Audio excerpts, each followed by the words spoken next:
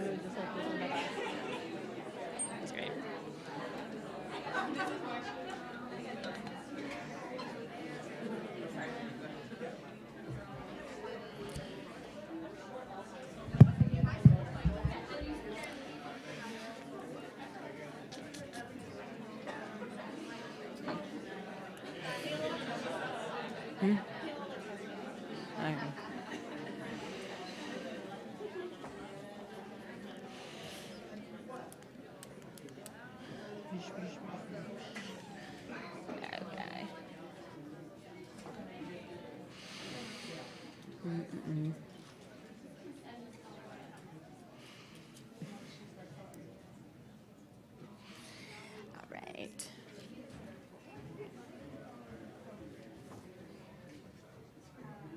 Okay, guys, we're going to begin. You take your seats. Well, that was simple. Thank you. This is a very respectful crowd. You guys are really, really serious about women's conferences. Okay. Has to be really ready today. I'm excited. Great. So, warmest welcome to our conference, Feminism for the 99%. Okay. Awesome. My name is Michaela Warnsley.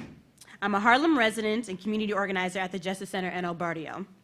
I'm also a Swipe It Forward Coalition member on the Planned Parenthood Activist Council and provide psychosocial services and advocacy services to youth and families in the city.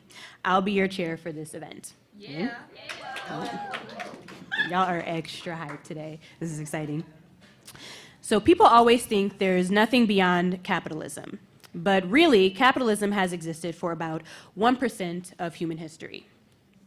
It's a system where industry and profits are controlled by private companies instead of the people whose time and labor goes into working in these companies. Millions of people understand this. Last year, it was reported that 1 in 5 people have attended a protest, and 19% of them were first-time protesters. Since Trump has been elected, 4 of the 5 largest protests in American history have taken place while he's been in office. The March for Our Lives, the March for Science, and both the women's marches of 2017 and 2018.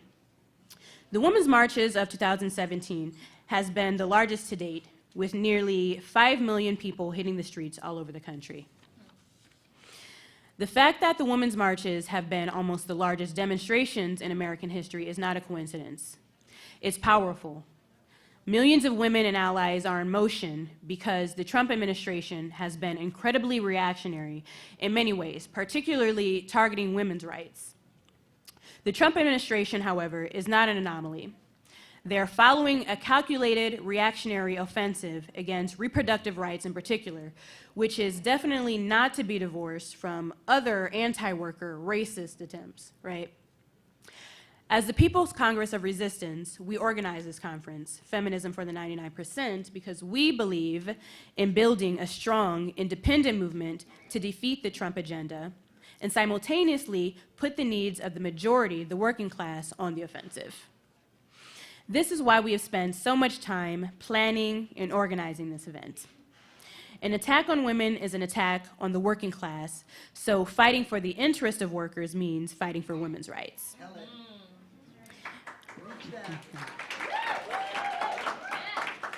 Yes, we demand reforms. We want access to abortion, to birth control, to maternity leave, to quality health care, to housing, and to free education, because we believe that all education should be free. Yes. We also understand that it is impossible to win these things and to keep these things within a capitalist society. We have to change society itself. We must reorganize society to collectivize and socialize these things that maintain women's oppression, and also mobilize to eliminate women's oppression. We need to create an alternative to transform society. So how do we do that? We unite our skills, our knowledge, our energy to build something new. In order to take power, we need to get millions of people on board with a common interest, common goal, and common enemy. This is why we call it a feminism for the 99%. This is not a feminism that isolates and excludes trans women, a feminism that focuses on having more women CEOs or women in Congress. It's a feminism that's about people power, a feminism that adds issues to our demands to build a broader movement, not a more narrow movement. It's a feminism that's based in organization, strategy, struggle, and mutual understanding of other people's needs. We're pushing everyone in this room to pick a side and fight for it. When we say money for jobs and education, not for war and occupation, we mean that. We want to tax the rich because they don't deserve that. We want our money to go not to war, but to stop the homelessness epidemic in New York City. We cannot appeal to the generosity of the rich. We have to take it. If our goal is to reorganize society, we have to be bold in our theory and in our action. So thank you for joining us today and struggling with us. With that, I'd like to invite Kirby, my comrade Kirby. Yes, yeah, I commonly call her that, so sorry, to provide our opening talk for today. Kirby is one of the lead organizers on police brutality struggles across the city. She's an organizer for the Justice for Akai Gurley Coalition, and she supports the struggle for the justice for Delroy Smalls. She currently works at the Audre Lorde Project as the Safe Outside the System program coordinator, where she teaches de-escalation, safety planning, and safe space creation to households, shelters, businesses, and community members to reduce police interaction with oppressed communities. So please welcome Kirby.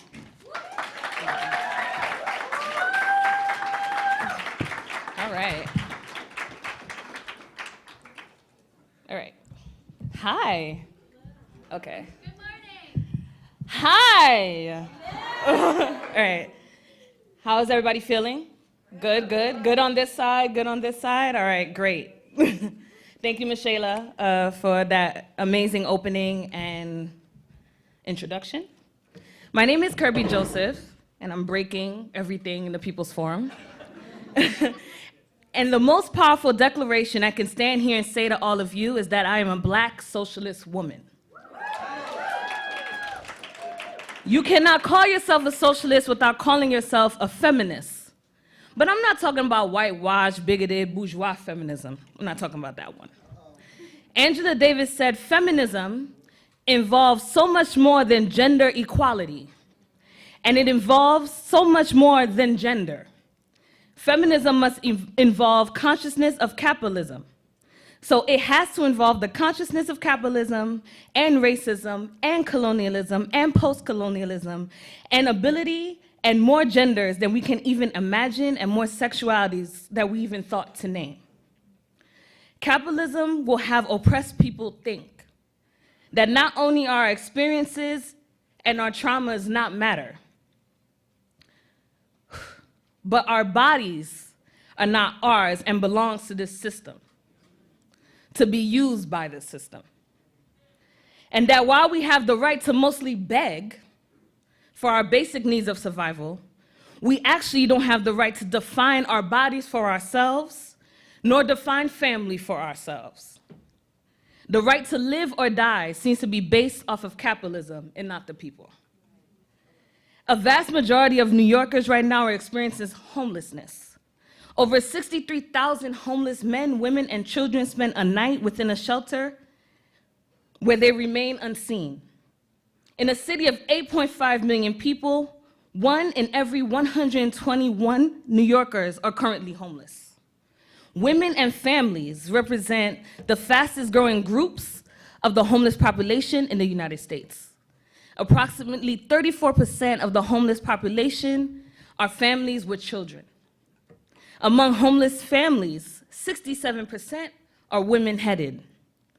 40,000 youth in New York City are LGBTQ homeless youth.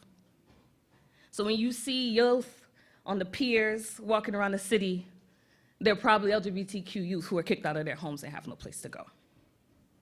This is in New York City, where there are more empty housing than homeless people.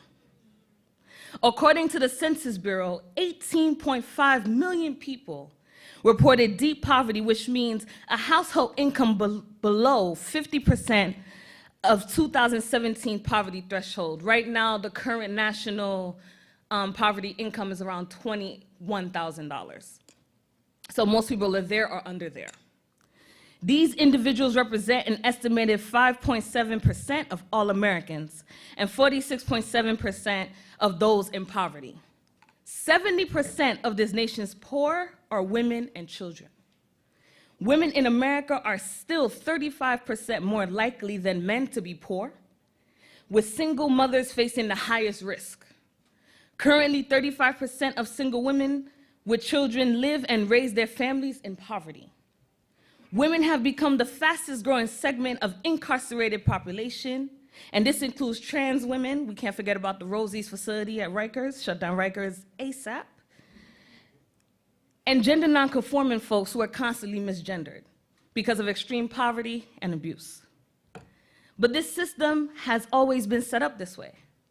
From the beginning of this nation's racist, sexist, homophobic, and transphobic history, oppressed people weren't meant to survive. Our existence and our bodies have always been shamed, butchered, objectified, and defiled. Control of our bodies have been left up to the negotiation of this system and never ours.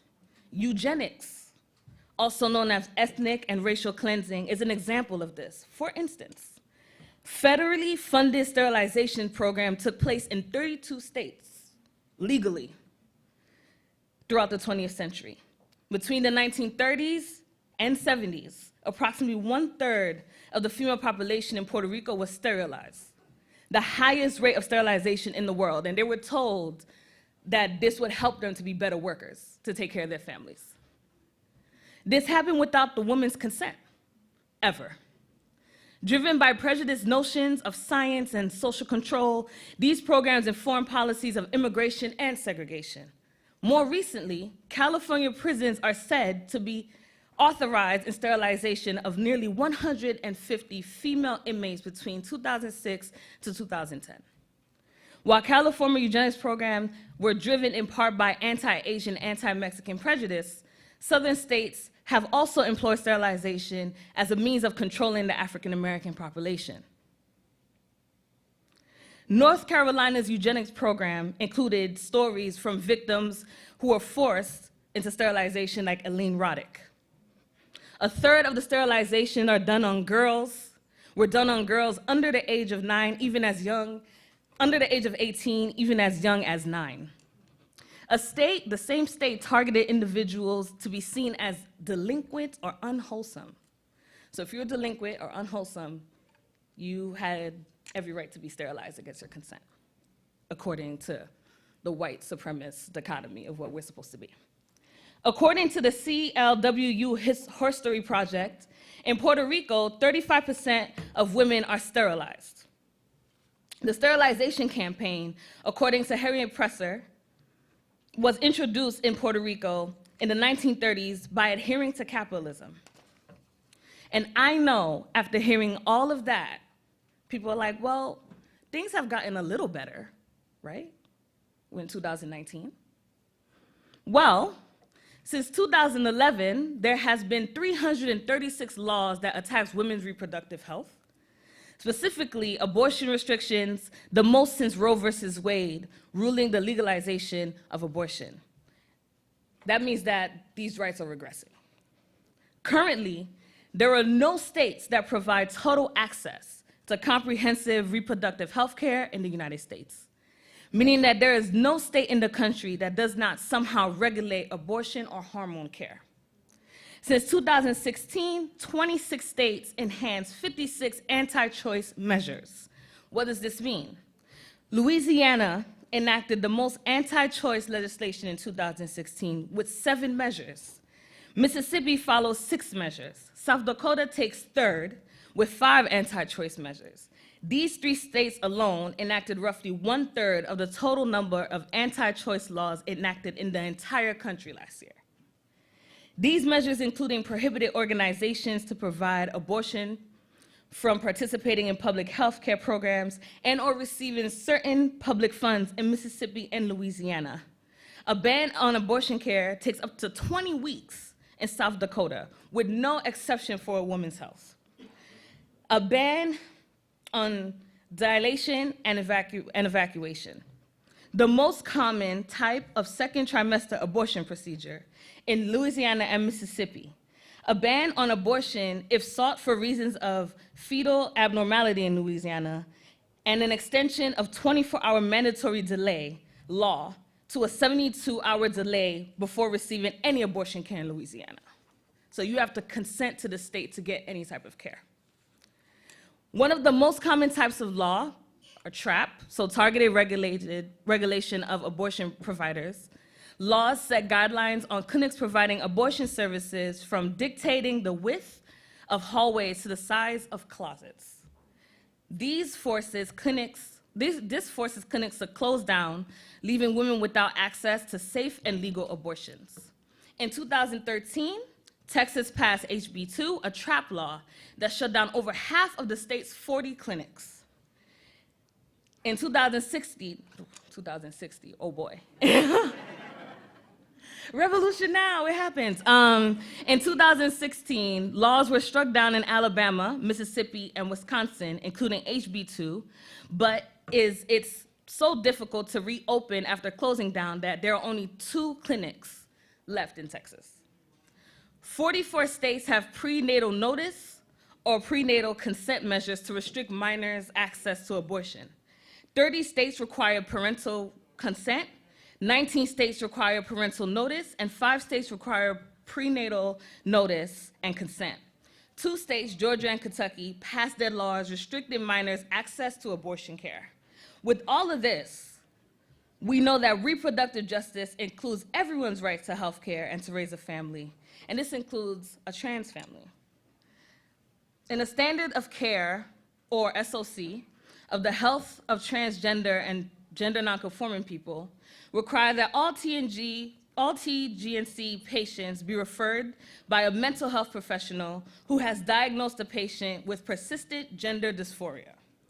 The standards also require the patient to give informed consent.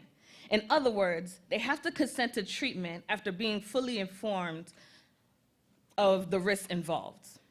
Some LGBTQ health organizations, notably Chicago's Howard Brown Health Center, advocate for an informed consent model where the patients must only prove that they understand the risk and consent to a procedure in order to access hormone therapy instead of adhering to a diagnosis that the individual might not even have. Some individuals choose to self-administer their medication because they do not have access to adequate medical care, or they cannot afford care since transition-related procedures are expensive and rarely covered by health insurance. However, self-administration of hormones is potentially dangerous. Individuals are seeking affordable physicians who are knowledgeable and willing to treat TGNC patients with dignity, but how often is that reality a real thing? On December 26, 2018 in Portland, Oregon, our comrade and activist, Jackie Mortner, checked her voicemail expecting a message about scheduling a follow-up about an x-ray for a fracture in her foot. At the end of that message, after the technician at Kaiser Health thought he had hung up, Jackie heard, instead of extending conversation between the technician and his coworker about Jackie's status as a trans woman. This conversation involved degrading remarks about her appearance, as well as sharing details from her recent upcoming doctor visits, which included Jackie's appointments, like her routine physical, her dental cleaning, which had no bearing on the x-ray screening, in which the technician didn't even look at or explain to her over the voicemail. Altogether, picking over the details of her life, subject to the judgment of a transphobic stranger, lasted over 4 minutes. So imagine a doctor tells you, come in for your appointment, and then for 4 minutes, they're being transphobic on your phone, and they don't even realize it. This is the sort of experience trans people have to face in the United States medical system.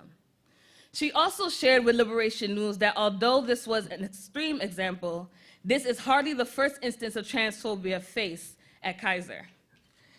It's even the little things. Every time I go to the doctor, even if they call me by name, there's a pause. And they have to confirm it with me. You're Jackie, right? That's not treatment cis people have to deal with, Jackie says. This sort of microaggression is part of the reason why Jackie often dreads going to the doctor and puts it off to avoid it altogether. No one deserves to have an experience. All people deserve the right to go to the doctor and have their needs met, period. The United States healthcare system is ranked on many measures as the last in the quote-unquote developed world. That is among capitalist states, so we don't really care about them, right? This is not due to the lack of advanced medical technology or a shortage of trained medical professionals. This is due to the healthcare system being a medical industrial complex, a network of corporations which supplies healthcare services and products for profit. These low rankings are a direct result of this for-profit healthcare system which puts profit ahead of people's healthcare needs. I want to make this perfectly clear when I'm saying this to all of you. And I'm gonna call you family because I feel like we are. You've been listening to me for like 10 minutes, right? So I feel like we are. Our need for reproductive justice, our need for actual remedies instead of Band-Aid healthcare, our need to be listened to when our bodies are in pain, our need for affordable mental health services, our need for thoroughly explained consent-only treatment, our need for humane medical treatment cannot happen as long as this system exists because our needs are not centered. I want to make that clear. Our needs are not centered under capitalism, and so we cannot heal. We only fit the profit-making bottom line in the richest country in the world.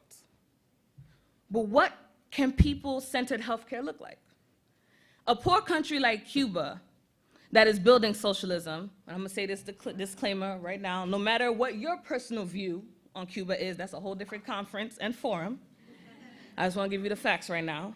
Has outstripped the United States in many areas of healthcare, most famously maternal and child health, but also in the care of transgendered people. That's a fact. Rather than hoping prejudice would die out and historical inequalities would right themselves on their own, the Cuban people have the support of their government to carry out proactive campaigns to resolve these issues and to guarantee people's rights. In 1989, the National Center for Sexual Education was founded with the mission of improving sexual education and fighting for the rights of gender and sexual minorities within Cuba. Bringing together the various state of civil organizations, CINISEX has been responsible for the programs to combat HIV/AIDS, creating education programs for the contraception and sexual health, and in 2008 pushed for the adoption of a measure to provide trans people with hormone therapy and gender-affirming surgery as part of a free national health plan. So our comrades can afford their needs as trans and gender nonconforming people, but in Cuba, you can get these services for free. It is through the efforts of the Cuban people, free to develop without the pressures of capitalist exploiters, that they have been able to take such a leading role in gender and sexual liberation. I want to also highlight for a minute the criminalization of poor and working class people who seek social services because of the lack of resources that capitalism provides our communities. On December 7, 2018, Jasmine Headley was attempting to get her child care benefits reinstated at the Human Resources Administration building in Brooklyn, New York. I don't know if people saw the video of this woman in Brooklyn. Waiting for hours, Headley sat on the floor with her 1-year-old son. She was told to move by the security guard. After Headley declined to move because there were no seats for her to sit with her child, sorry y'all, it's emotional. The security called the NYPD and escalated the conflict. The police arrived and attempted to arrest Headley while she was holding her son. During the arrest, the police violently separated Headley from her son. The police also used a taser to threaten Headley and bystanders who showed outrage and filmed. This is because the woman sat down because there were no seats in the office. Following the escalation, Headley was held at Rikers Island and charged for resisting arrest, obstructing governmental administration, and trespassing, even though she had an appointment at the social services office. While at Rikers, it was discovered that she had an outstanding warrant for credit card fraud in New Jersey.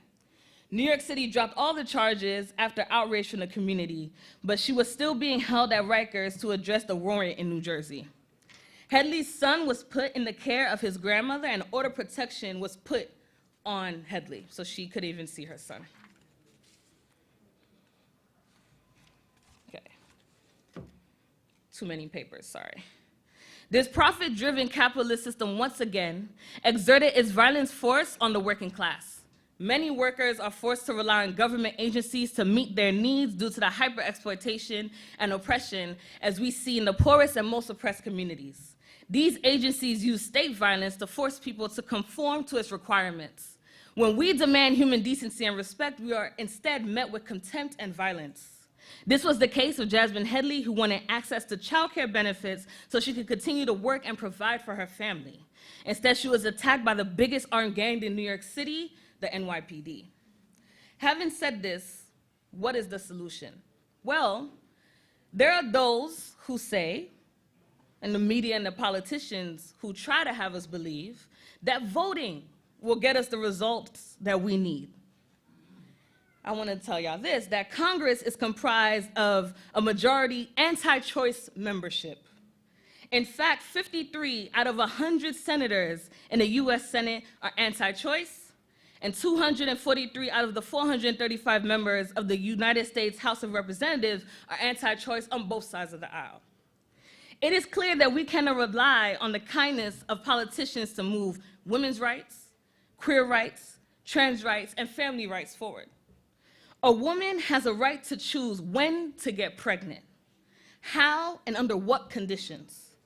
Everyone has a right to raise a family if they choose to. Everyone has a right to have a child and receive whatever healthcare services they need to make that happen.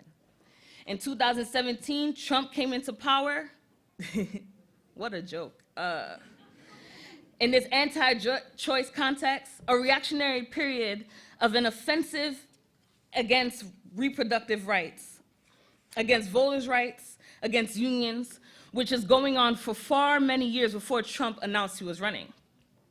He expanded the right-wing offensive against people's rights in general. So basically, if you're not orange and don't have his haircut, you're gonna get repressed. Our challenge in the midst of this coordinated offensive is to not only react, but also get on the offensive and truly think about what we need to build a movement that we can win. So I just want y'all to reflect on what talents you have, what skills you have, because those are the strategies that we'll need to build a movement. I want to remind all of us of what the lesser of two evil vote options have given us. Hillary Clinton is a great example. A woman politician who endorsed the crime bill, welfare reform, policies that her husband Bill Clinton enacted that allowed the continued destruction of Black America. Current 2020 Democratic presidential candidate Bernie Sanders endorsed this morally bankrupt candidate after asking us to feel the burn. We don't need to feel the burn, y'all. If things are burning, get it checked, don't feel the burn. How can we rely on these systems? Inappropriate. How can we rely on these systems? How can we rely on, stop making me laugh, I'm trying. How can we rely on this system's political system with its goal to uphold capitalism at all times? We cannot. We want to bring poor and working people into a movement that will tell us not just to vote. In the words of Black radical fighter and civil rights leader Fannie Lou Hamer, I am sick and tired of being sick and tired. And if I am tired, then I know all of you are tired. It is time to not only resist this system, but to be organized to forge a new one, a socialist one, because our lives literally depend on it. And that is what this conference is for today, to survive. So I want everyone to stand up. Stand up, everybody, let's go. If you can, if you can. If you cannot, then don't stand. All right, cool. Do I need this mic? I don't think so. All right. So I'm gonna say something, and then you're gonna say, stand up, fight back. Is that fair? All right. When our bodies are under attack, what do we do? Stand up, fight back. When our bodies are under attack, what do we do? Stand up, fight back. When our choice is under attack, what do we do? Stand up, fight back. When our choice is under attack, what do we do? Stand up, fight back. When our lives are under attack, what do we do? Stand up, fight back. When our lives are under attack, what do we do? Stand up, fight back. I said, what do we do? Stand up, fight back. What do we do? Stand up, fight back. Thank you.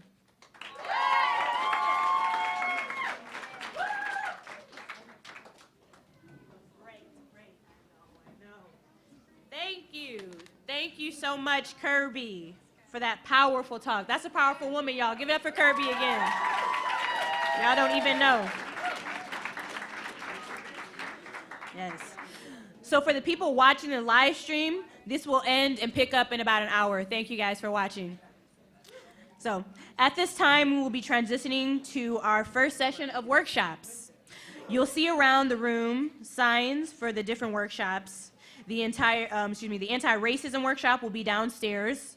And the other two workshops, the strike labor workshop and the women's oppression workshops, are upstairs. So you'll have about 5 minutes to transition. All right. Thank you.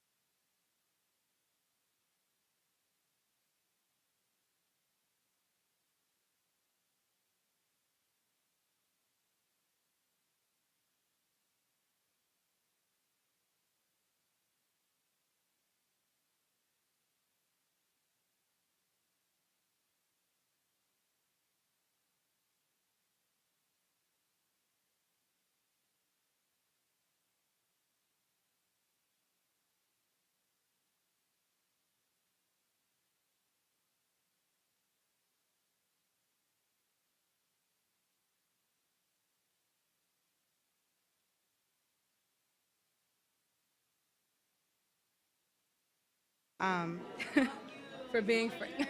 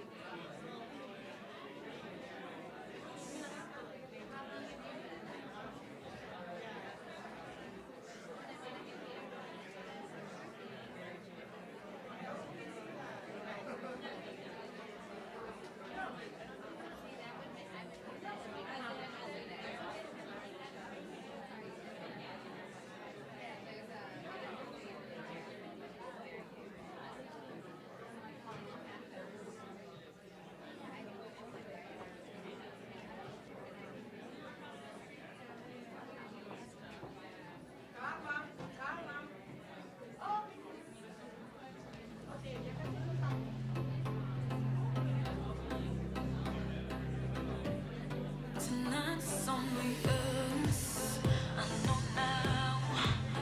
However more than I should be on your bed. Tonight's only us. I'm around. Just a text in my phone. I'll be down. Tonight's only us. Us. Yeah. Tonight's only us.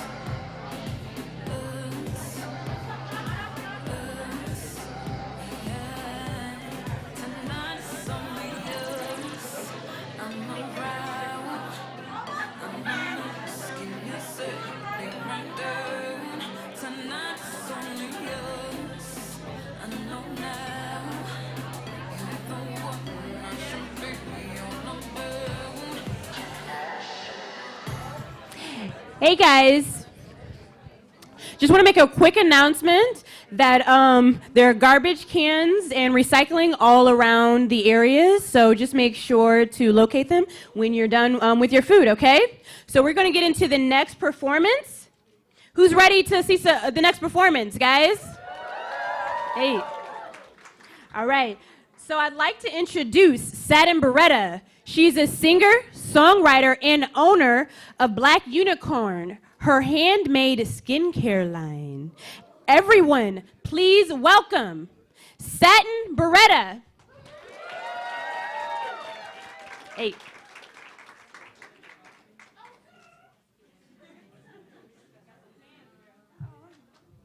Oh, I need to make this a little higher.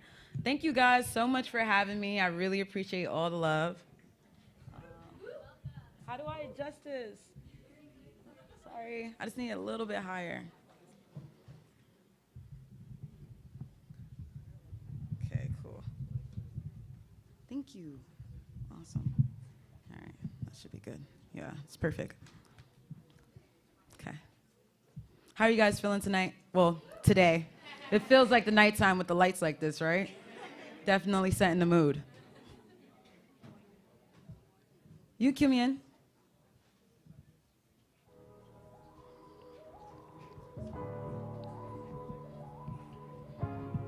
This song is called Choppa Sing.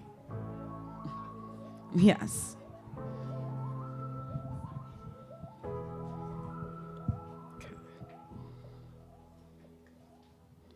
I'm not usually the crazy type, but you got me wrapped in right things, and I'm usually the single type, but you got me looking at the bigger picture.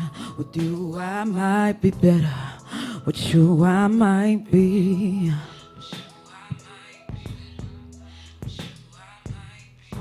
Like it or not, I might be. Costume and sound, I might be. Vows or not, I might be.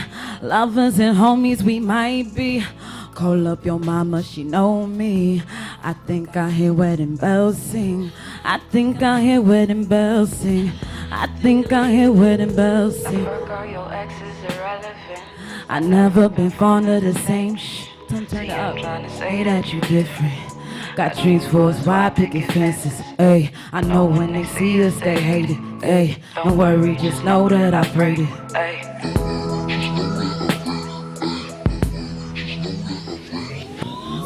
I'm not usually crazy type, but you got me wrapped in right things, and I'm usually the single type.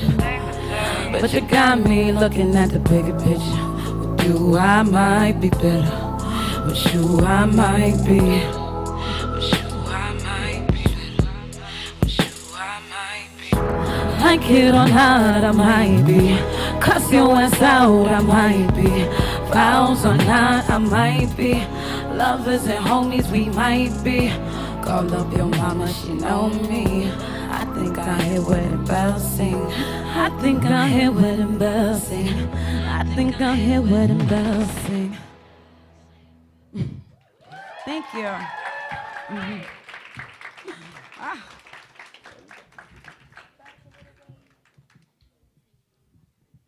Okay. You could play Stay Up. So this is one of my latest songs I just dropped in February. It's out on Apple Music, Spotify, pretty much any streaming service. I'd definitely love to share with you guys, see what y'all think, if y'all feeling it. You know what I mean? This song is, wait, hold up. I got a little excerpt. This song is about if you're calling your boo, your bae, whoever, and they just not picking up the phone, and you're just pissed, and you're just like, what's going on? I thought we had a thing here, but I still think we have a thing here. Yeah, so go ahead, you can cue it on.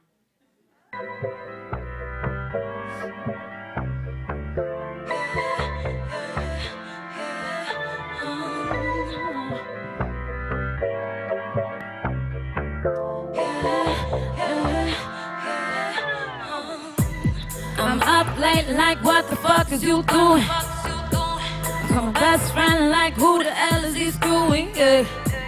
Be a damn shame. Never would I play these games. Had dreams of your last name. I hope still feel the same, cause I stay up by the phone. Don't wanna hear no die, no tones. And these days get old. I know, no time for contemplating. I'm tryna put in dedication. You got me caught up in the soul. Leave, you never know. Ain't no hesitating. I'm putting in dedication, yeah.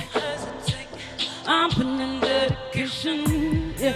Double texting like what the fuck am I doing? Ain't got no pride now, cause you the only one I'm pursuing, yeah. It'd be a damn shame. Never would I play these games. Had dreams of your last name. I hope you still feel the same, cause don't wanna stay up by the phone. And I'm still hoping you're all alone.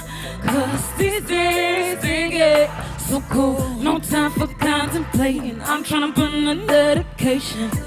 Got me caught up in the soul. Never leave you, never. Ain't no hesitating. I'm putting in dedication, yeah. I'm putting in dedication, yeah. I don't wanna stay up. I know these days get old on your own. I don't wanna stay up. I know these days get old on your own. I don't wanna stay up.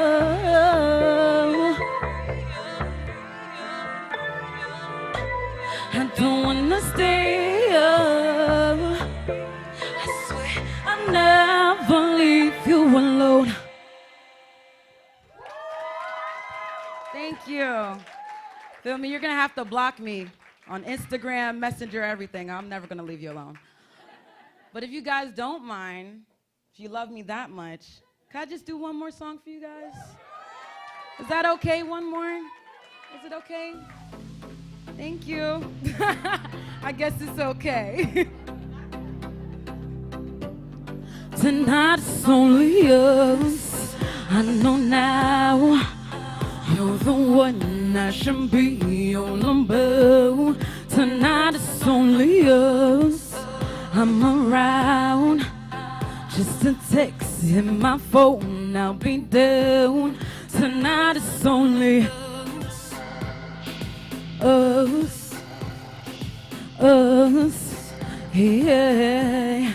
Tonight it's only us,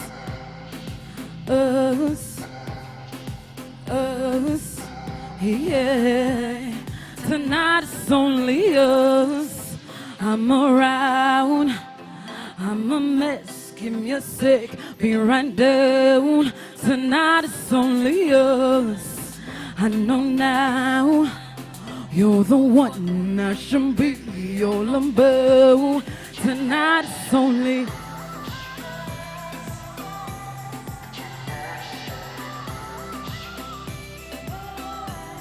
Tonight it's only. Tonight it's only. The touch of your skin gives me a rush. I don't know where to begin. And your love intoxicating, gives me a rush. I don't know where to begin, but tonight I know it's only us.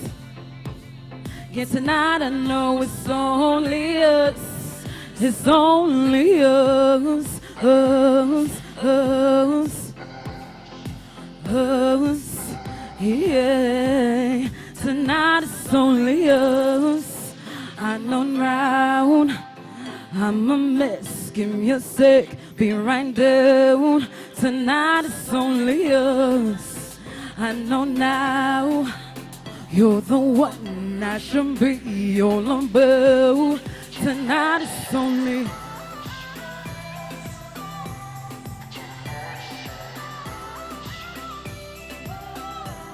Tonight it's only. Tonight it's only. The touch of your skin gives me a rush. I don't know where to begin. And your love intoxicating gives me a rush. I don't know where to begin. But tonight I know it's only us. It's only us. Thank you guys so much. Everyone, you guys can follow me anywhere at Satin Beretta. Thank you so much for having me, you guys. Enjoy the rest of the performers and the speakers. Thank you guys so much for having me. Thank you so much, Satin, for that bomb performance. Everybody, give it up for Satin. Yes. All right. So we're going to get right into our panel, Latin American Solidarity, with representatives from Brazil, Honduras, Haiti, and Venezuela. All right.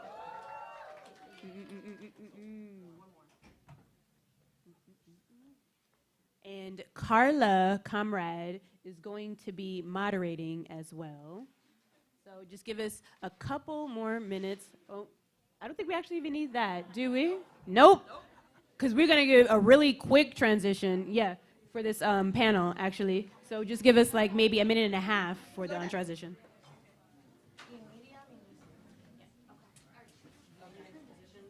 No, I'm taking this one. Yeah. Thanks. All right, hi everyone. Thank you for the, oh yes, lights. I was about to say it's too dark. I can't see anybody. Thank you for being here today. We have spent so many weeks putting this together, and I am so excited to be here with you all.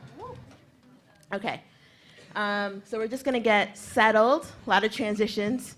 This is why programs and agendas are important, you all. I'm also a teacher, so time is of the essence to me. Lucy, ¿dónde está? Oh. Okay. I'm just gonna wait for her to come.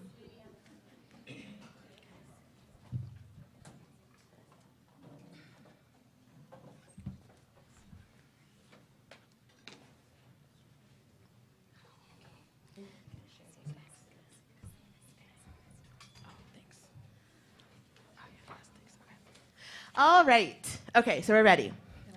So my name is Carla Reyes, and I'm an organizer with the Justice Center in El Barrio. And I'm a public school teacher in New York City. I teach in Brooklyn and Flatbush. Yes, clap for Flatbush. I've learned to love Brooklyn now after hating it for so many years. That's because I live in Harlem, you know, it's tough. So as we've all seen, in these last 2 months, the Trump administration has waged a full-scale offensive against the Bolivarian revolution in Venezuela. From sanctions to coup attempts to promises of heightened intervention, we as progressive people and revolutionaries know that a war against Venezuela is a war against working people here in the US and abroad.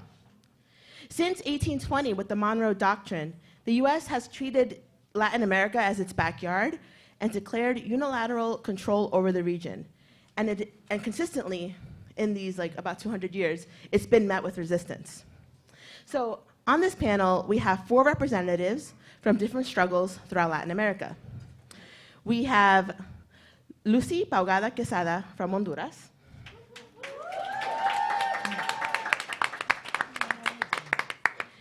Joyce Gay from Haiti.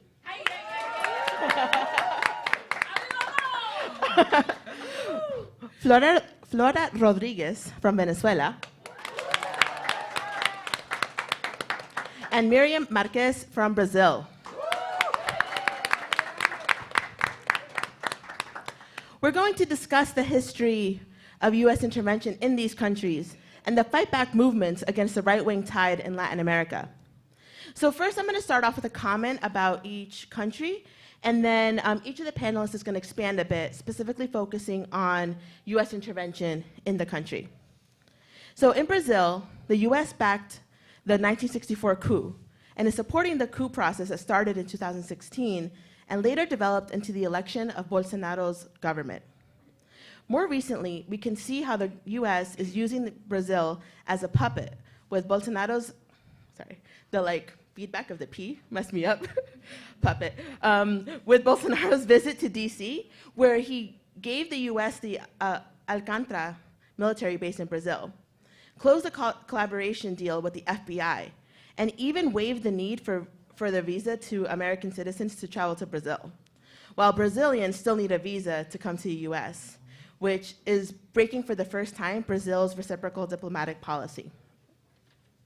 And then in Venezuela, the US has continuously intervened since Chavez riled the country with the Bolivarian revolutionary fervor. What we see today are cyber attacks and other internal acts of sabotage to shut down the country's infrastructure in consistent attempts to build instability, to justify military intervention, and to overthrow the democratically elected government of Nicolás Maduro. Haiti is a symbol of Black resistance all over the world, having won its independence in 1804 and becoming the first Black nation. That being said, Haiti has been no stranger to US intervention, having been occupied by the United States for 19 years, during which 15,000 Haitians were murdered. The US has fomented coups against Aristide in 1991, intervened in 1994 under the guise of humanitarian intervention and aid, and has continuously manipulated elections and democratic processes since. In 2009, in Honduras, the US literally removed from his own bed President Manuel Zelaya in the middle of the night, applying a coup d'etat that is still in power. Not to mention when the US used Honduras for training the Contras to fight the Sandinistas in Nicaragua. So there's constant sequels that haunt Honduras social movements to this day. So I'd like to have each panelist speak for about 5 minutes. Miriam, maybe you could start us off. Thanks. Hello. So good afternoon, everybody. Good afternoon, women, warriors here for our day of celebrations and also learning issues. So I have 5 minutes. So my name is Miriam Marquez. I am a Brazilian and also an American citizen. I am a nurse in New York City working with community health. And also, I am one of the leaders of the Defend Democracy in Brazil collective, a group that we formed before the coup d'etat of 2016. So this is a very pertinent point, especially this week after the visit of Jair Bolsonaro, you know, the so-called president of Brazil, elected by fraud last October in Brazil. So he came this week, as Carla pointed, to almost like lick the boots of the shoes of Donald Trump. I don't know if you follow that. I think in diplomacy history, we never had such a submissive president visiting the United States. It's a shame on us and on Brazil that this is the president of my country, so-called. They call him president.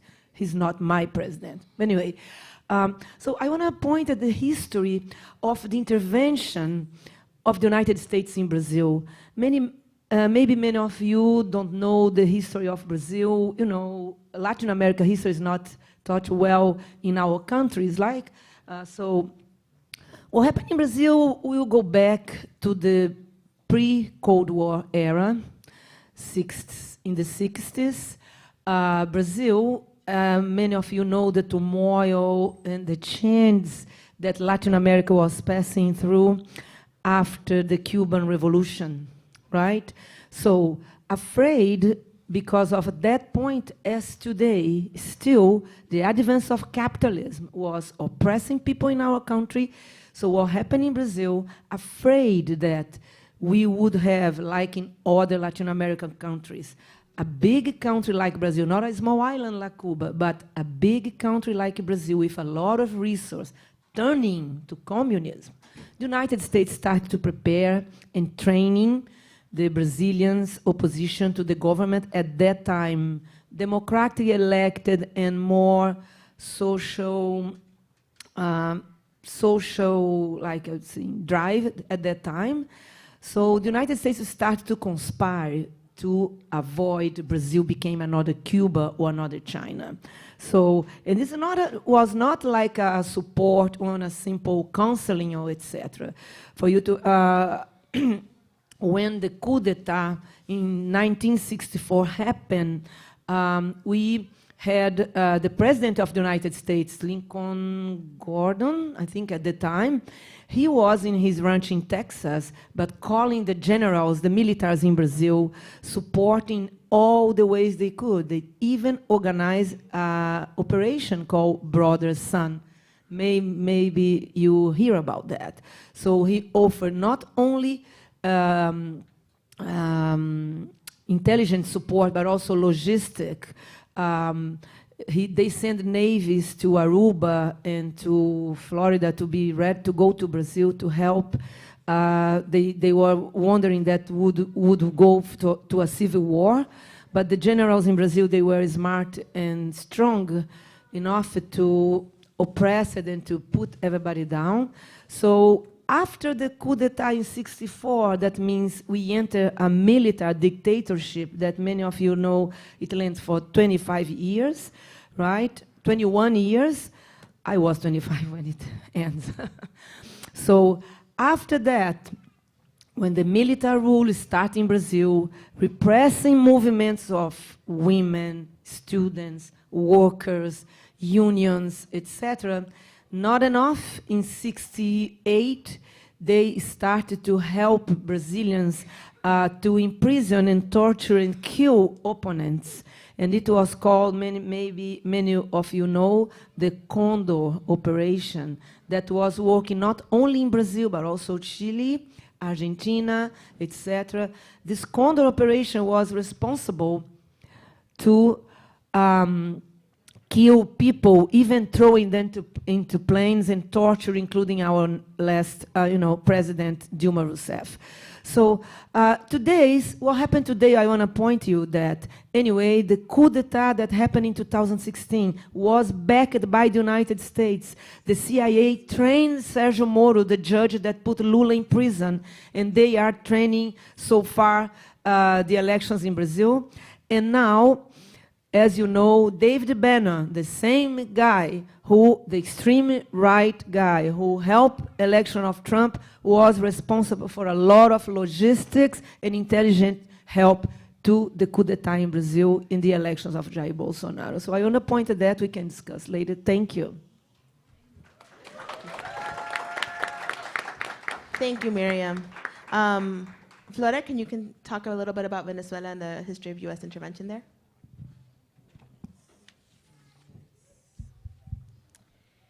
Hi, everybody. Well, yes, as Carla introduced me before, I'm from Venezuela. I was born in the U.S., but from a Venezuelan family. And I went back to Venezuela when I was 3 to be raised there. Like all my teens were in the 90s, like actually witnessing the convulsive 90s in the country without understanding like the impact of what was happening. I was 7 years old when the first event that is identified as the beginning of the Bolivarian revolution, that was the Caracazo, happened. That was February 27th, 1989. I was just a little girl, but it's still like tattooed in my memory, just looking at like Caracas is a valley, so we're like, wherever you are, you're living, you have mountains surrounding you. I lived in the west side, which is, a very, like also convulsive area historically. And I remembered seeing this like rivers of people coming down the mountains and just starting the clashes that were brutally, stopped by the police, military. That's when actually in Chavez onwards, it was like the awakening of not only him, but this military, population in Venezuela, and that just like gave, birth to the movement. And this basically fusion between the military side of the country and the civil side that comes back from there, from '89, that, after the coups, the first attempt at coup led by Chavez in '92, we come to a democratic election in 1998, sorry. And since that very moment, we have proof of Venezuela being monitored and, let's say, like be ghosted, like a ghost intervention from the U.S., CIA, and all the other like institutions through the U.S. Embassy.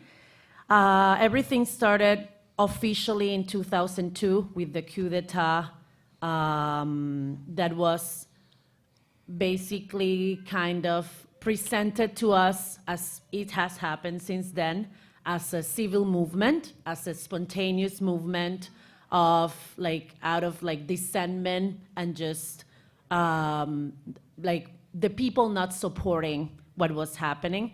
That got revealed and basically vanished in 48 hours.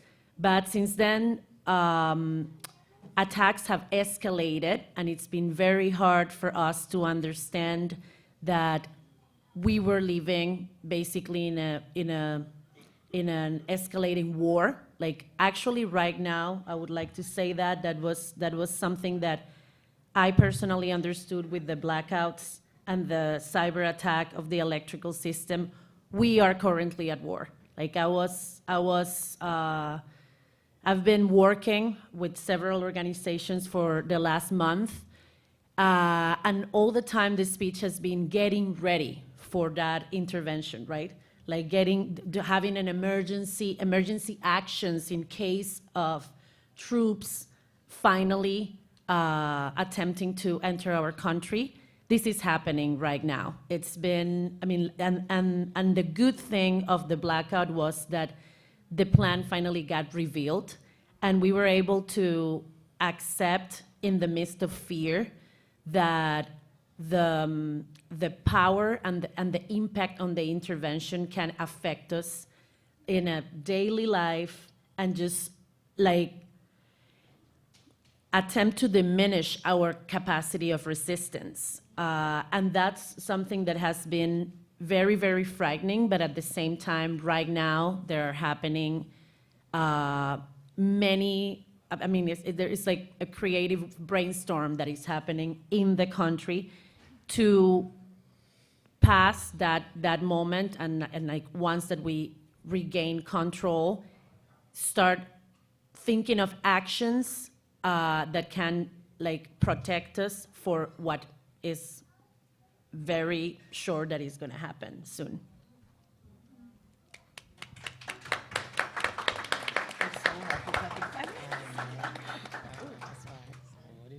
Thanks, Flora. And Joycelyn, you have the floor to speak about Haiti. Okay. My name is Jocelyn Gay, and I was born in Haiti. I came here at 19. My mother came first because she wanted to open opportunity for education for us. There's only one medical school, one engineering school, one nursing school for the whole country of 10 million people. At that time, it was about 5 million. Anyway, Haiti has been going through some excruciating pain and upheaval since July 7, 2018, because during the World Cup, Mr. Jovenel Moïse, the puppet president, decided to raise the price of oil, and everybody said, hell no. Okay? And you would never know this from the American press. You also know that corporate press has a tendency to black out news they don't want you to know, or to manufacture some for their own purpose. The Haitian people is tired of puppet leaders placed at the head of the country by the United States with the support of other slave-owning nations like France and even Canada, which appear to be the goody two-shoes. Nah. Okay?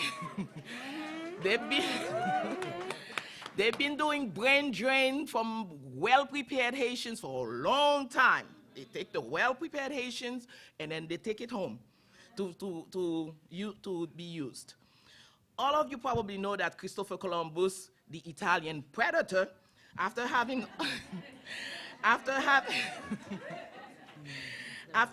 obtained 3 ships from the Queen of Spain, invaded the island of Haiti, among others, in 1492, and committed genocide by practically decimating the population of civilized people that he found they were called Tainos. All he wanted was gold, and would kill anybody, even his mother, to obtain it. The greed escalated by having Bishop Las Casas, supposedly a Christian, suggest after this first genocide to go kidnap Africans to force them into slavery so they can get more gold and cultivate the land. France also invaded Haiti later and continued the tradition, and Haiti became the most prosperous colony for these slave masters by making France what it is today, very rich. It might be stupid, but they're rich. Anyway, after numerous attempts to free themselves since the beginning of their captivity, the enslaved African and their descendants in Haiti managed to throw out Napoleon's big army in November 1803. And took back the land they worked so hard for and founded the nation of Haiti in 1804. The official date is January 1804. Well, France did not like that at all. You took my lucrative real estate? Hell no. So they decided to make us pay for having worked free for them. Remember? An indemnity. And so since the beginning, Haiti was hit with a hammer in the knees while supposedly part of a race. The US could not tolerate that these enslaved Africans removed their chains while they still had slaves here, remember? Okay, so the slaves were being beaten, raped, and having their children stolen from them to be sold to other plantations. Enslaved Africans and their descendants were not considered as human, as you remember, by the slave masters, even though they succeed nonetheless without education and financial means. They're still alive without education and financial means. They founded a nation. I wanted to place Haiti in the context of constant hostility backed by continuous occupation when they could not get what they wanted to remote control because they put some puppets sometimes. Our occupation, when our resources were continuously being stolen and raping people in all kinds of ways, was the modus operandi of this constant albatross Haiti had around his neck called the United States of America. Haiti's middle name, as you know, also has been the poorest country of the Western Hemisphere. Well, the real truth is that we are the most impoverished country of the Western Hemisphere. That's right, that's right. Nobody in Haiti goes to bed and say, you know what, I want to wake up poor. And nobody anywhere that I know of. Now, what do you think will be the status of women in this atmosphere? Constant struggle. As my country people will say, we're always climbing a ladder backward all the time. If women in Haiti were not in survival mode all the time by giving birth to children and mostly raising them, taking care of the home in addition to tilling the land, selling the harvested produces to the market on the side of the roads, or just plain walking door to door to sell their produces, there wouldn't be any Haiti. Okay? So remember that. The women are considered the potometer or the center pole of Haiti, because without them, hey, it's everywhere. It's not just Haiti, but this is what the women are called. Haitian women have survived constant enemy occupation. You know how many times we've been occupied? I cannot count anymore, okay? And when we are occupied, the women are raped, okay? And sometimes some of our stupid brothers take the stupidity of the oppressors. They do the same thing too, unfortunately. If Haitian women were not forced to work in slave labor garment factories to keep their families from starving, factories where they were also physically abused and also raped, if Haitian women were not the first to be ready to take a flimsy boat or a plane, like my mother, leaving their children behind, most of the time, women were trying to make a living for their family in this constant hostile environment. That women could survive this constant hostile environment is extraordinary. In spite of these challenges, they managed to create agro-business corporations, human rights organizations. We lost 3 of these women during the earthquake: Miriam Merle, Margali Marsley, and Anne-Marie Coriola. They were defending the rights of women in Haiti. That was a great loss. Haitian women are still now in the street protesting against the abuses and also wanting the mostly male leadership, puppet leadership, to give back the stolen money from Petro-Caribe that Chavez allowed Haiti to have, and a lot of Caribbean countries allow them to have that money. So they give them the oil at a low price so they can sell it and then take the difference to really take care of the infrastructure. That's what it was. But you know, these greedy people that were placed at the leadership of Haiti stole the money. So Jovenel Moïse and his wife, unfortunately, has been stealing the money and is there and refused to go, in spite of the fact that people have been in the streets since, as I said, July 2008. And so I'm wrapping up. So unfortunately, greed, organic stupidity disorder that I call white supremacy, it's also necessarily, it's not necessarily a male thing. Remember, Hillary Clinton was the one who put the first puppet there. Remember Madeleine Albright, Margaret Thatcher? Some women can be as stupid as men. The current occupant of the White House also has wives who has helped to raise their children to be predators like their father. We already know about his utter contempt for women, even those who constantly lie for him, okay? So I pay homage to all the women who, like my mother, have raised their children to value education. Ignorance is such a toxic disease. Their daughters to remain independent and not take crap from ignorant males in spite of being wives. The women who have raised their sons to respect women, not telling them that they are roosters and then all the little hens are theirs. So, yep. And so the women are the first food providers, the first educators, the first doctors, the first financial managers, and they ought to be respected. Thank you. Okay,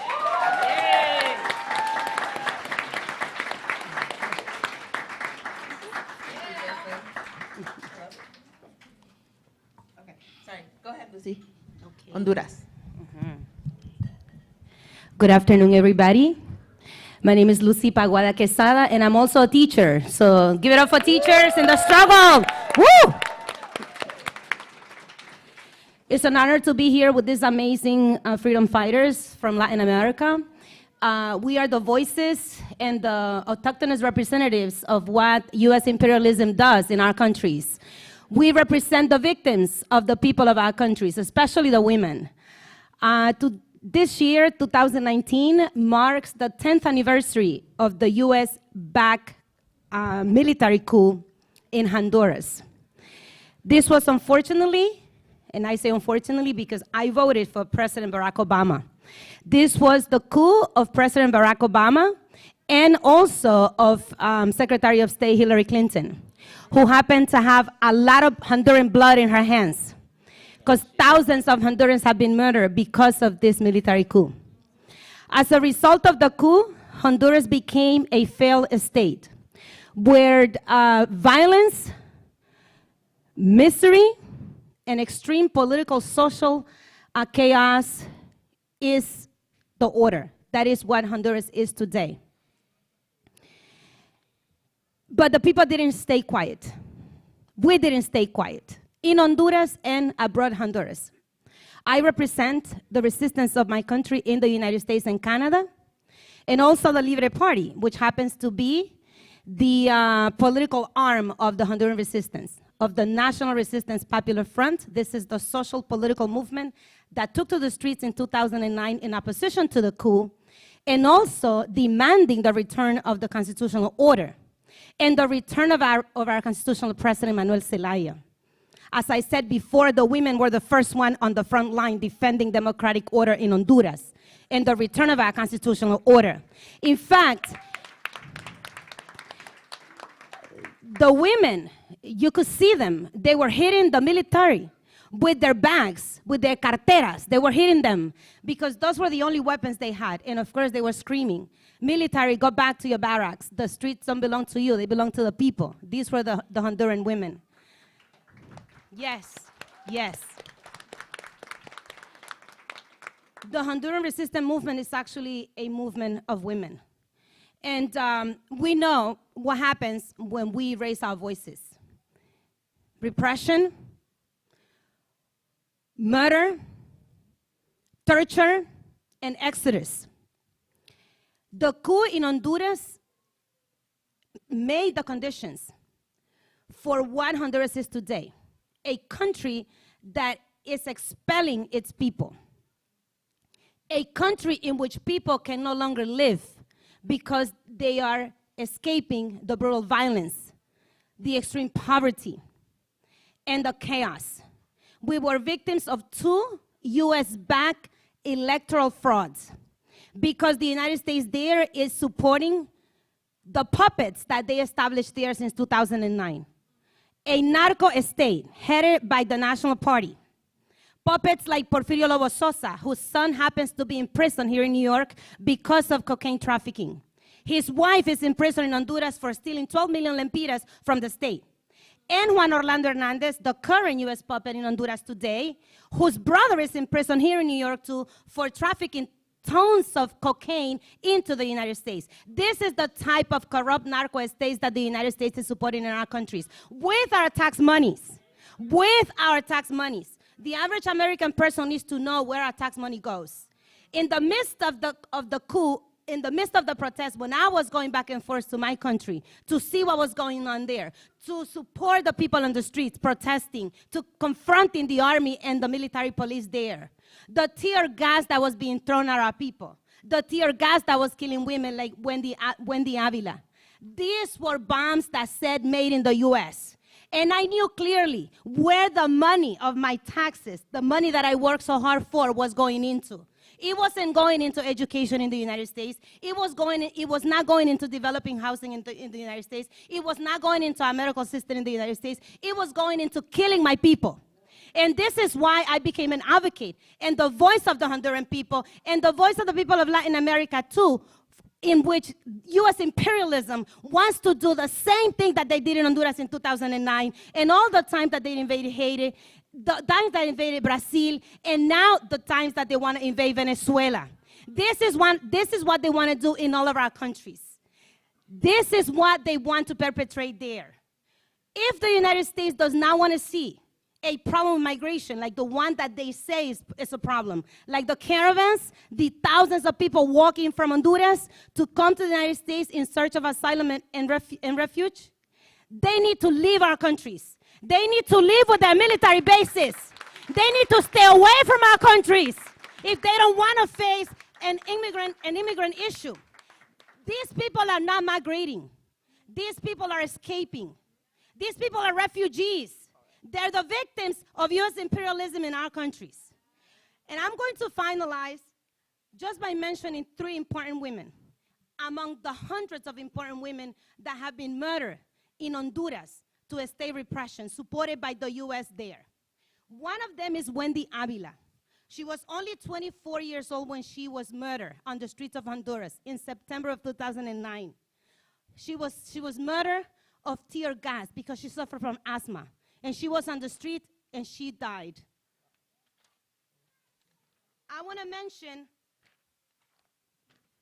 our Lenca leader, Berta Cáceres, which you all know. Berta was hung gun. She was executed in her own house while sleeping by the corporations supported in Honduras by the US. She was an environmentalist that protected the rivers in Honduras for the concessions that the corporations there give to companies to privatize the rivers. That was her fight. Her fight was everybody's fight. It was the earth's fight. She was protecting the earth.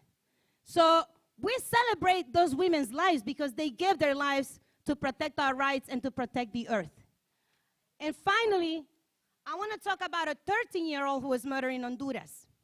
She is Soad Nicole. She was only 13, and in March 26, 2015, Juan Orlando Hernandez visited her school and the so-called Minister of Education.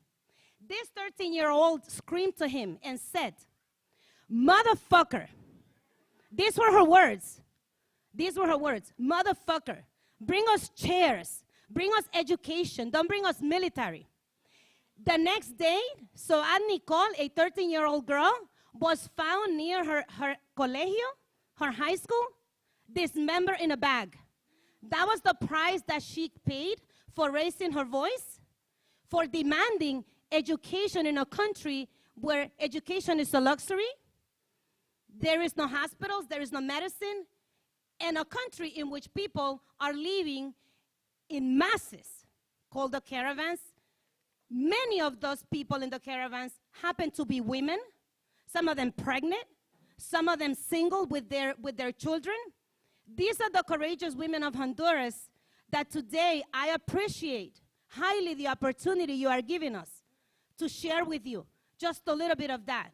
I want to say, and I want to send an applaud to the courageous women of Honduras that do not stand still. We continue to fight, and we will continue to fight until we get rid of U.S. imperialism there. And we liberate ourselves from U.S. capitalism in Honduras and U.S. imperialism in Honduras. USA, hands off Honduras. USA, hands off Honduras. USA, hands off Honduras. Thank you.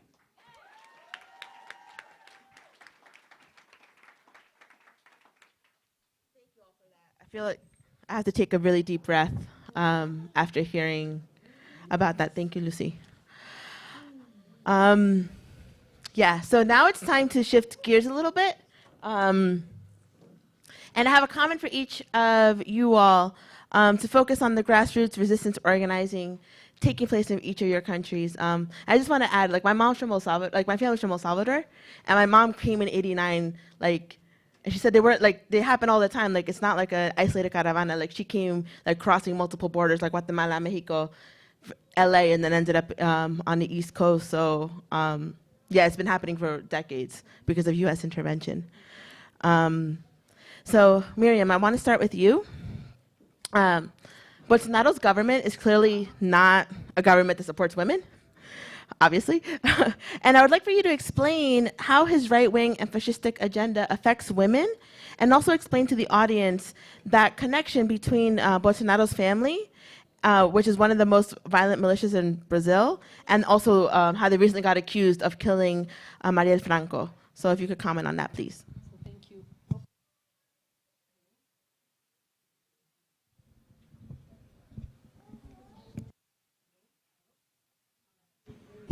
Hello? So I will try to explain. I believe many of you are following what's going in Brazil, but it's very complex to understand. But to start, the coup itself, the coup d'etat of 2016 was so misogynist because we had the first woman elected president of Brazil. Dilma Rousseff went through all kinds of attacks for her body, her existence, from the right, extreme right people represented now by Jair Bolsonaro. Jair Bolsonaro is such a misogynist that he as a congressman that he is, for 30 years doing nothing in the Congress but attacking women, LGBT people, and landless movement. So he had a case, maybe you know, that he attacked one of our representatives, a woman, saying, she was defending human rights in the Congress, and he said to her, "You are so, I'm not to rape you because you're too ugly to be raped." He goes, he said, come on, look what he said. He said he has 4 men, sons, and he says, "Oh, I have 4 men, but you know, in the last one I was a little weak, and then I had a woman." He's the kind of a president we have today. So after the coup, also back in he and his people, they went against all kinds of women's rights. His first ever act was the extinction of the Minister for Women, the Minister of Racial Equality, and the Minister for Human Rights. That was for almost 16 years, right, in the governments of Lula and Dilma Rousseff. So women are the #1 target for them, especially they invented something called the gender ideology, like if it existed, right? Gender ideology. They say that they will clean up the gender ideology in the schools, in policies. They created a Ministry of Family, for values and family, right? And they put there a woman that she says, we will go back to men use blue and women use pink, for you to have an idea of the meaning what they say. So and they attack all the books and policies that put in place gender or women's rights were clean off Brazil. To make things worse, I don't know if you know, Brazil is one of the countries with the biggest feminicides, the killing of women by rape and just because she's a woman. It's escalated in Brazil through, he gave a blank check to kill women. His second measure was to legalize by decree weapons in Brazil, gun in Brazil to be used, and of course it will bring much more violence for women, for trans women, for the LGBT community that this government after. So, but at the same time, women in Brazil are showing the most warriors on the resistance against the coup d'etat. Even here in New York City, our group Defend Democracy in Brazil is basically made by women and LGBT people. So we are there in resistance. Women created the Early Now, Not Him movement, and we are spreading. Women are leading. The Workers' Party is led by a woman. The candidate for vice president was a woman. But anyway, the situation in Brazil is going to, be. We will need much more resistance now because we do not have any space in the media. We had also our martyrs. Everybody knows the case of Marielle Franco, executed in the streets of Rio de Janeiro. And as yesterday, we had a killing of Maria de Fátima Ferreira. She was an activist in the Amazon, in the Pará state. She belongs to the movement of the people, the movement of people, survivors of dams, constructions in Brazil. She was a very important activist. She was killed yesterday with her family members and her husband. Because the actual government of Brazil is giving and praising people who kills activists. We have activists outside the Brazil at this moment. So the situation is going to be worse and worse. We have militaries in the power, but resistance is happening in Brazil in a very strong. We are more than 40 collectives around the world. Even in New York, we have 4 collectives now working for freedom of Brazil to this coup d'etat backed by the United States and fascism in Brazil, and they have a big interest in fascism in Brazil to spread the extreme right around the world. But we will resist, and we will be here fighting every single day to free our President Lula, to bring justice to Brazil and democracy back. Thank you.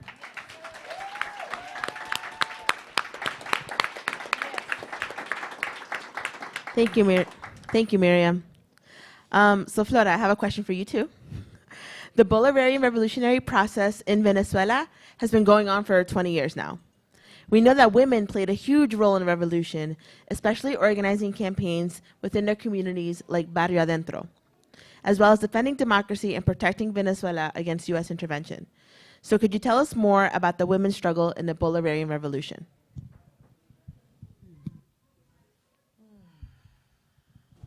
Okay. Well, Carla said that she needed to take a deep breath. I think it feels like a yoga class right now, because every minute and every fact that these powerful women have shared, it's just so intense. As I said before, I'm a filmmaker, so I look at everything, you know, like through, I mean, that's kind of my filter, right? And it says right here, pure nonfiction. That's kind of like my slogan, and this is just, you know, a representation of that, right? Of the power of reality, and how much I feel that being here in New York, one of the things I've learned, you know, in my experiences is how estranged we are by fiction and Hollywood so many times, right? Like we're all the time talking about things as the Me Too movement. We feel so touched by the Hollywood stars being attacked. This is real, you know, like I mean, we're talking here about facts and we have people that cry for what they see in television, and they don't even talk to the Yemeni guy in the deli. They don't even see the babysitters from Haiti, from Honduras, from Colombia, from all these countries that are here because of a reason, right? And we just don't connect the dots. I was telling Carla, it was very hard for me to accept to be here, because my battle has always been through film and telling stories. I don't belong to any particular collective or political movement, even if I'm completely, you know, grassroots and from the left. And the reason why I'm here is like, it's an explanation of what's happening in Venezuela right now. I happen to have the chance to be here with my political views because I was born in the US. I don't have the chance, I haven't seen my family in 5 years. I've seen them twice, just because they can't get visas, because all my family is connected with the Bolivarian Revolution. So the chances for them to come here are almost, you know, like zero. And all the comrades that are in Venezuela, real women entrepreneurs, people that have been fighting from a variety of like struggles as like legal abortion, women funds to you know, like start businesses, environmental struggle, indigenous, they're all not able to be here. They just can't. And what we have is a representation of very like shameful women down in Florida, for example, that are, you know, like self-proclaiming themselves as the women's struggle, you know, that people that are constantly manipulating. Again, I talked before about the script, right? Like it's all treated like a movie, and then we, like all the grassroots women that have been resisting, organizing in their communities, from Barrio Adentro, which is the community like health program started by Chavez, to legal abortion, as I'm saying, to now the clubs, like the grassroots community program to guarantee that people have food everywhere in the midst of all these sanctions, all these women are invisible. All these women are unable to be represented in media, and that's profoundly violent. And as I said last week in DC in the march, and like supporting the Hands Off Venezuela movement, certainly I feel like if we were selected to be the lead characters of a movie, we don't really want to be in. No, thank you. You know, like our movie is different and our script is different.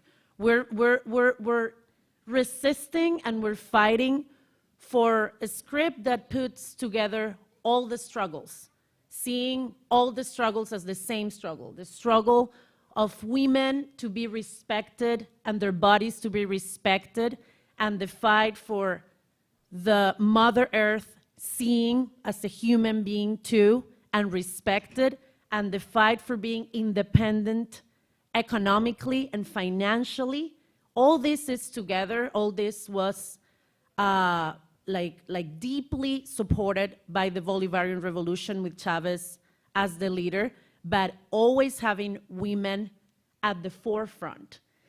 My aunt, for example, was able to finish finally her college that was on hold for 19 years, where she was raising her children through a Bolivarian Revolution program, Visión Sucre, that gave the opportunity for people to get free college. She became a lawyer. She also, through the Bolivarian Revolution process, was able to start organizing a collective in her hometown.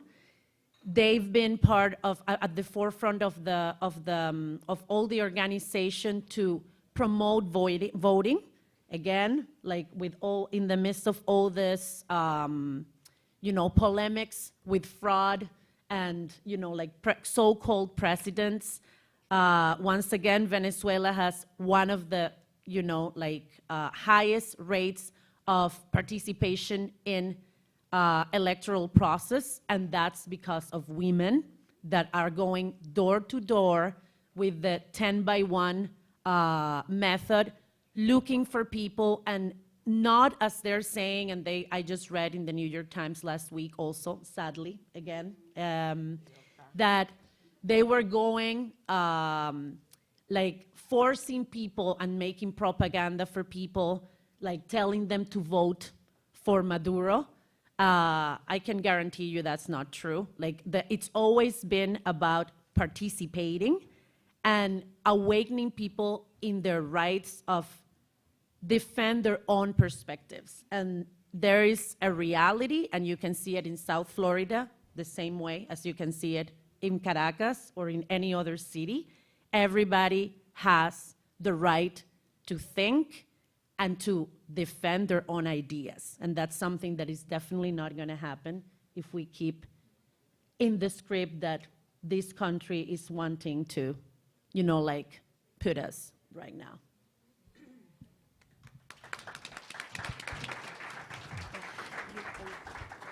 Thank you, Flora. I think she can use this one. Yeah, I can use that one. Okay, thank you. Okay, Joyce Lynn, you addressed a lot earlier. You kind of answered both questions, but you know what? That's okay, because I'm sure you have a lot more to say, and and rightfully so. I want to hear it. So the Haitian Revolution has inspired a lot of anti-colonial struggles all over the world, really.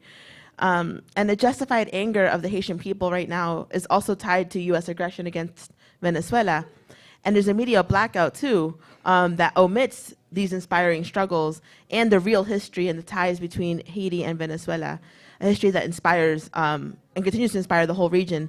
So I want you to talk a little bit more about this, and you're probably going to drop some more knowledge on us, too. So feel free to. Yes.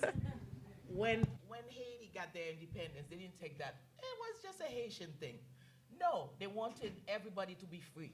Haiti became the land of freedom, and Jean-Jacques Dessalines' motto was that once you set foot in Haiti, don't care what color you are, what age you are, what gender you are, whatever, you're free. And a lot of people took advantage of that and settled in Haiti. So besides doing that locally, they also helped Latin America. Miranda and Bolivar came to ask for help. They were given money and weapons, okay, so that they can remove slavery from their land. So it started early.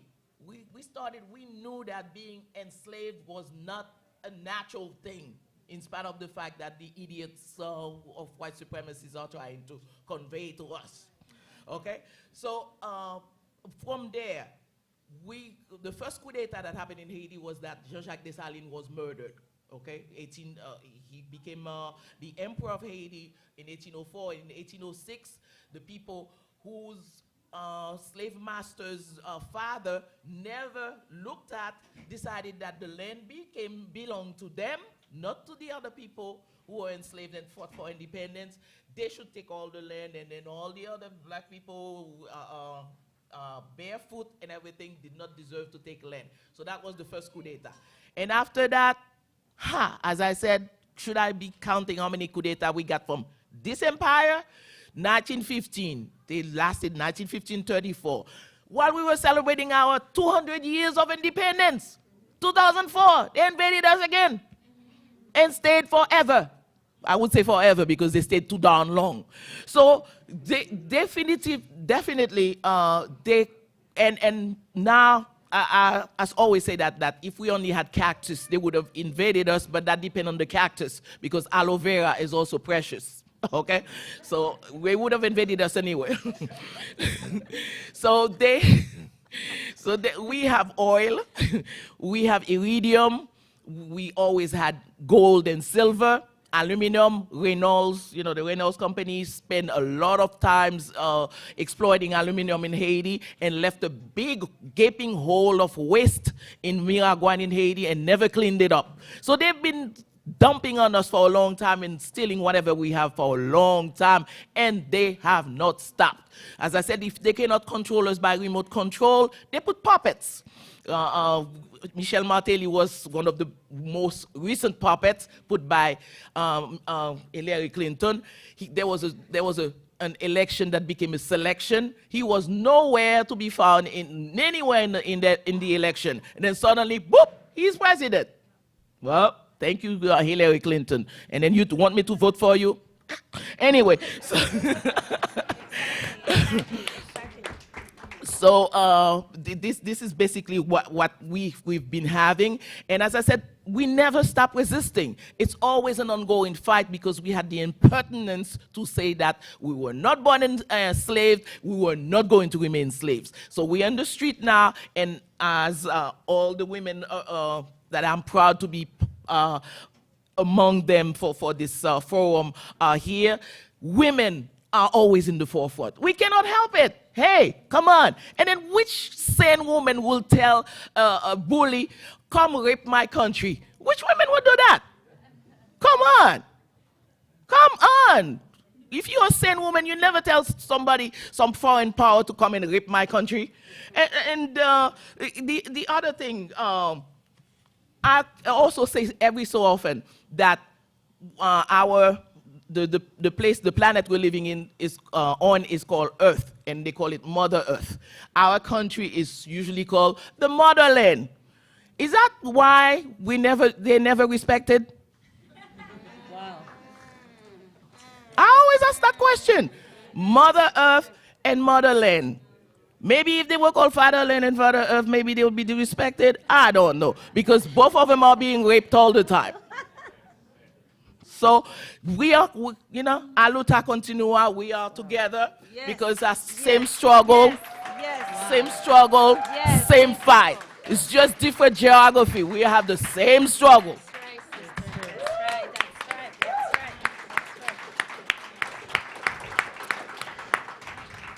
Thank you, Joycelyn. And Lucy, the final questions for you. With the 2009 coup, I don't know why I said it like that, 2009 coup, violence soared, forcing families to migrate. Sometimes mothers have to send their children alone to migrate and escape death threats. Or they need to leave Honduras themselves with their children, facing all different types of dangers.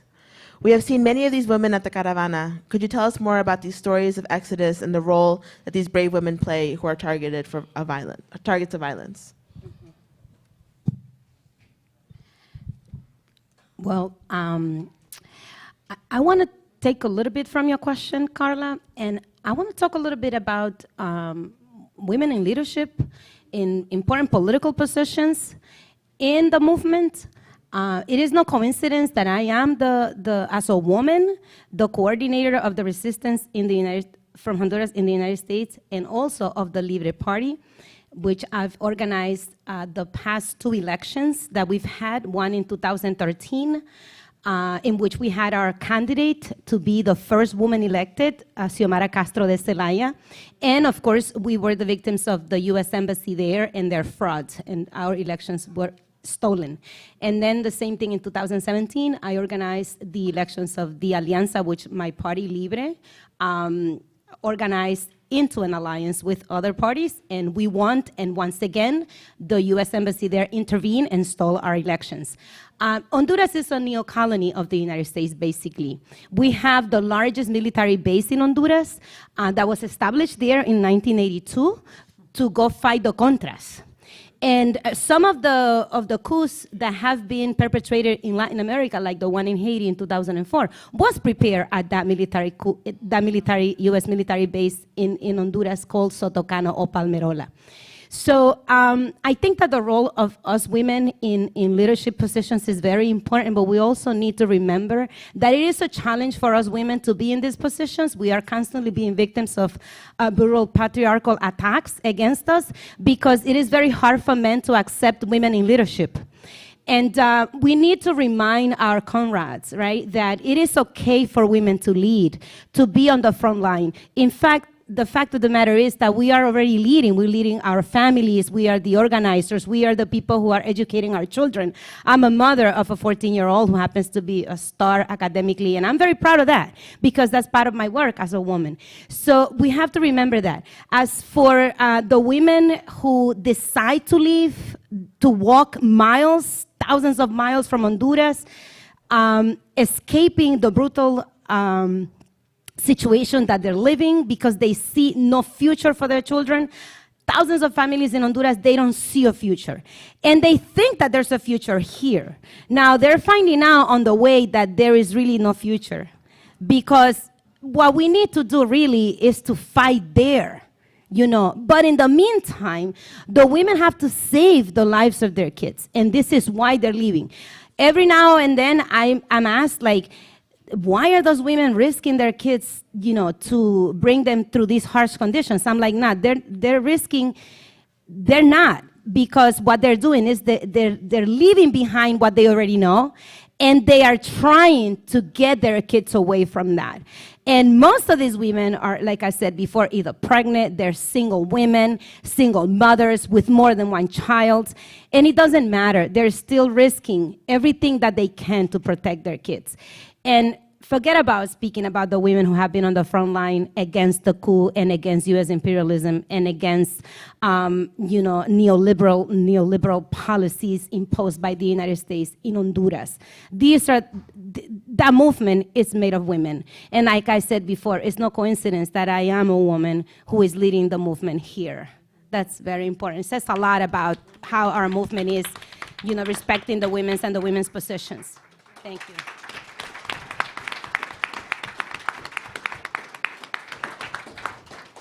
Yeah, thank you for that. I'm also very proud to be part of an organization that values women's leadership. So thank you. So I hope everyone has really enjoyed this last hour. Thank you all for sharing your incredible stories, resistance, and just to echo something Joycelyn said earlier, you know, it's all the same struggle, a struggle rooted in building power, building people power. The world is really looking to us here in the United States, the working class, to overthrow capitalism and imperialism within the belly of the beast.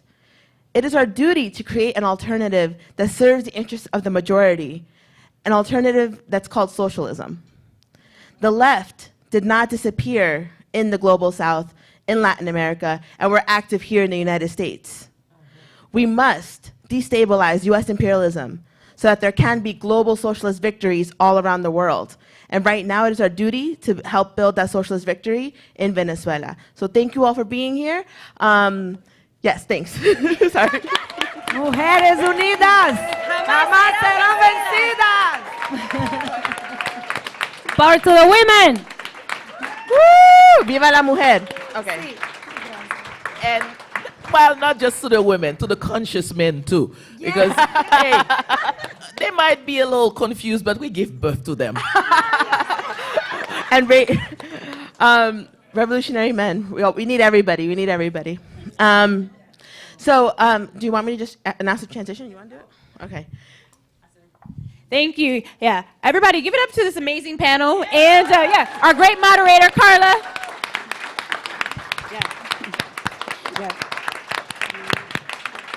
Yes, so now we're going to move into our Skillshare workshops. All right, so the public speaking workshop will be here in the main room. Sorry, none of that downstairs, upstairs business. Sorry that threw you off last time. Yeah, so the public speaking will be in the main room here, and both the housing and the Amazon organizing workshops will be upstairs. Okay, and the signs will be there to direct you guys, all right? And so enjoy the workshops. There will be a regroup for the closing plenary after that, all right? Enjoy.